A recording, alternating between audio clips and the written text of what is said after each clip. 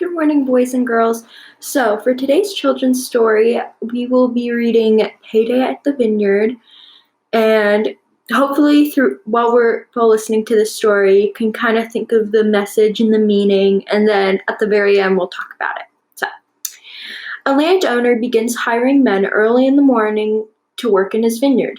He agrees to pay them a fair wage for a day's work.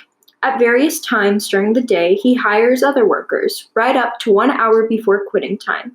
At quitting time, the vineyard owner tells his foreman to pay the workers, starting with the ones who were hired last.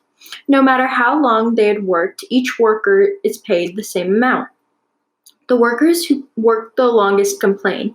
The landowner reminds them he paid them what they agreed to.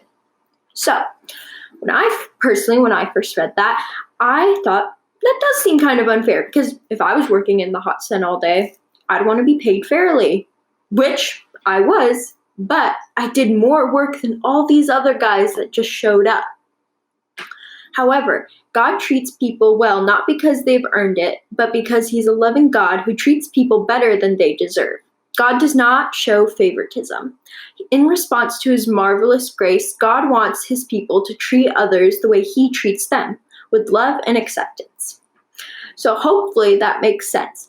And the memory verse that we can connect to this story is God does not show favoritism. Acts 10:34.